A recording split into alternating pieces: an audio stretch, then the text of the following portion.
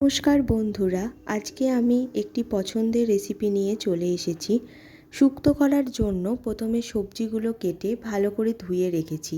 গ্যাসে কড়াই বসিয়ে তার মধ্যে পরিমাণ মতন সর্ষের তেল দিয়ে তেল গরম হয়ে আসলেই কেটে রাখা উচ্ছেগুলো প্রথমে লাল লাল করে ভেজে নেব।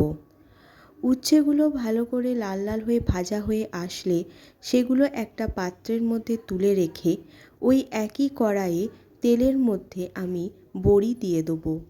বড়িগুলো লাল লাল করে ভেজে নিতে হবে। বড়ি লাল লাল হয়ে ভাজা হয়ে আসলে সেগুলো পাত্রের মধ্যে তুলে রেখে ওই কড়াইয়ে আরও কিছুটা পরিমাণ সর্ষের তেল দিয়ে কেটে রাখা পটল, বেগুন দিয়ে বেশ কিছুক্ষণ নাড়াচাড়া করব, যতক্ষণ পটল আর বেগুনের কালারটা একটু লালচে হয়ে আসছে। পটল আর বেগুনের কালারটা একটু লালচে হয়ে আসলে সেদ্ধ করে রাখা আলু আর কচু এর মধ্যে দিয়ে দেবো। আলু, কচু, পটল আর বেগুন ভালো করে নাড়াচাড়া করে লাল লাল করে নেব। লাল লাল হয়ে আসলে তার মধ্যে কেটে রাখা সজনে ডাঁটা দিয়েও বেশ কিছুক্ষণ নাড়াচাড়া করে নিয়ে তার মধ্যে কিছুটা পরিমাণ আদা বাটা, সর্ষে বাটা, হলুদ গুঁড়ো, জিরে গুঁড়ো, ধনে গুঁড়ো, সামান্য পরিমাণ জল দিয়ে ভালো করে কষিয়ে নেব।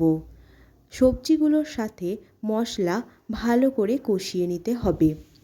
ভালো করে কষানো হয়ে আসলে গুঁড়ো করে রাখা পোস্ত দিয়ে দেবো। পোস্ত আপনারা বেটেও ব্যবহার করতে পারেন। আরও বেশ কিছুটা জল দিয়ে বেশ কিছুক্ষণ কষিয়ে নিয়ে ভেজে রাখা উচ্ছে দিয়ে আরও বেশ কিছুক্ষণ নাড়াচাড়া করে নিলে আমাদের সবজি কষানো কমপ্লিট। এরপর পরিমাণ মতন জল দিয়ে দেবো।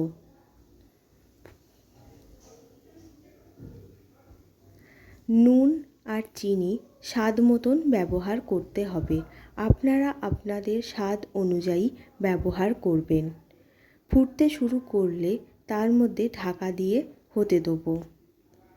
ঢাকা দিয়ে সেদ্ধ হয়ে আসলে ঢাকা খুলে তার মধ্যে ভেজে রাখা বড়িগুলো আর জাল দিয়ে রাখা 1 কাপ দুধ দিয়ে আরও বেশ কিছুক্ষণ ফুটতে দেবো। এদিকে আমরা গ্যাসের উপর একটি বাটি বসিয়ে তার মধ্যে পরিমাণ মতন ঘি আর সর্ষের তেল দিয়ে তেল গরম হয়ে আসলে 5 ফোড়ন হিসাবে ব্যবহার করব। এর মধ্যে আপনারা শুকনো লঙ্কাও ব্যবহার করতে পারেন। ফোড়ন হয়ে আসলে সেটা আমরা তৈরি করে রাখা শুক্তোর উপর দিয়ে দেবো। দিয়ে বেশ কিছুক্ষণ নাড়াচাড়া করে তার উপর কিছুটা পরিমাণ ঘি ছড়িয়ে দিয়ে ঢাকা দিয়ে দেবো। বেশ কিছুক্ষণ ঢাকা দিয়ে রাখলেই তৈরি আমাদের শুক্তো।